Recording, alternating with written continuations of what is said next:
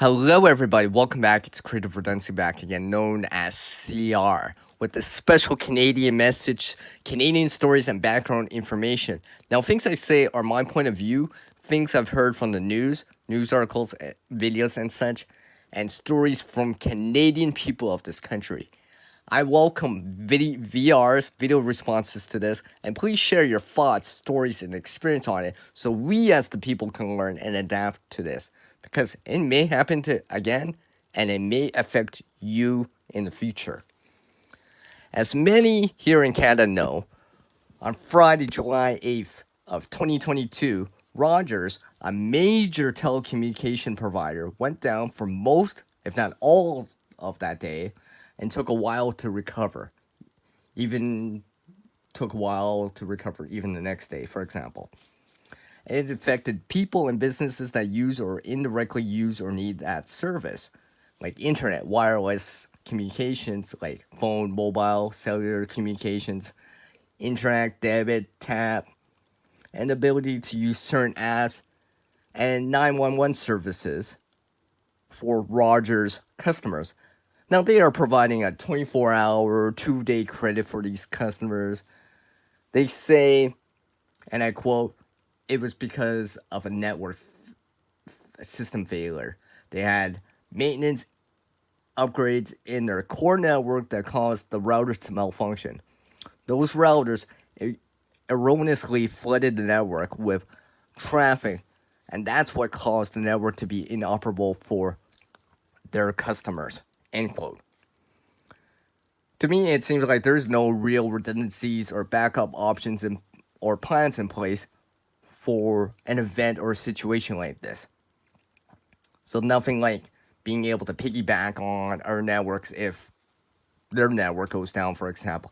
As well, this isn't the first time an outage like this has happened. Now, here are some stories that people have passed on to CR here. I reached out to a few people and they shared their experience with me and their story. Thank you for sharing your story with CR and with this community. This is the first story here. From out west, they work from home and have a family. They had no access to cellular data and their debit did not work. Now, they were fortunate that they had to use a different provider for home internet and they used a credit card because it's on a different network, like MasterCard or something like that, for that day. Now, the second story is from out east. They do not work from home, have family members, and use internet for streaming and live purposes like YouTube. They had no internet at home, like I said, so they actually had to go out and use mobile data for streaming purposes on that day because they were streaming on that Friday. Right before things went down, they had just went to the bank and just took out some cash, so that was probably a good thing, just in case if this failure or this inconvenience went longer. But these are the lucky people, lucky customers. They had other options during this time. Unfortunately, other people did not have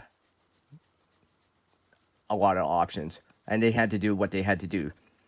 Some of them had to start war driving, as in searching for active or Wi-Fi, like coffee shops and libraries. I heard this one story about this library had such a big demand on it that it actually overwhelmed their system. Instead of having that standard or usual 15, maybe 20 people, there's like 100 of people.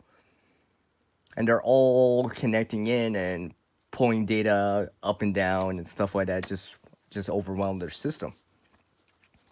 And I felt bad for some of the people out there that had to buy goods like food, for example, and had no other option.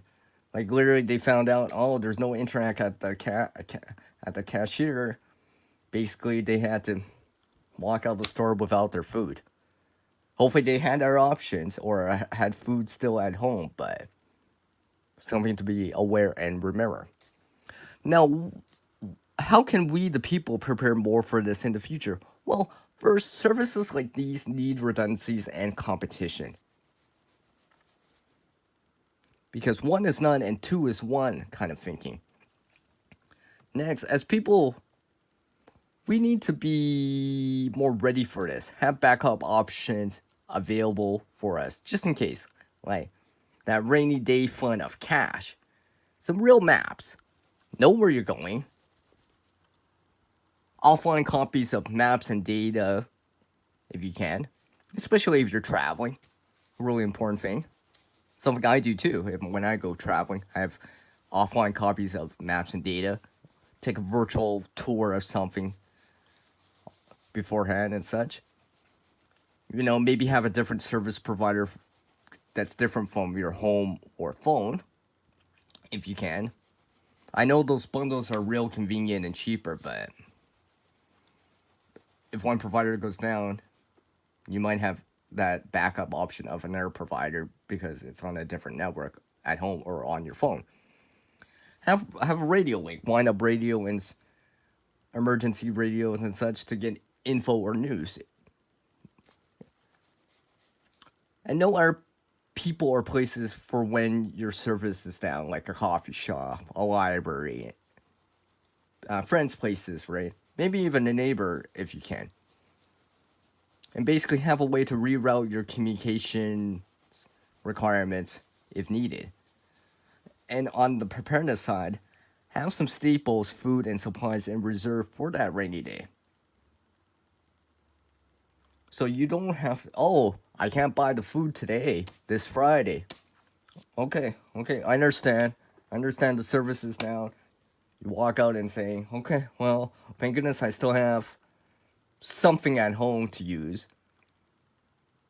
Or I can just go back home, get that rainy day cash, rainy day funds of cash, for example. Now, the single most important thing to take from this is don't leave all your eggs in one basket and prepare for tomorrow starting today. This may happen again on a different network and maybe even more broad in scope. So let's prepare for these hurdles life can throw at all of us. Let's all create a better future starting today. Show and create your Canadian resilience. Let's echo that again. Canadian resilience. Just like the CR in it. With our world changing, we need to adapt too. Our skill and knowledge get better with practice. You can't help everyone out there, but one can help someone out there. Take care, people. Stay proactive, prepared, stay resilient. And it's peace out from the one known as CR.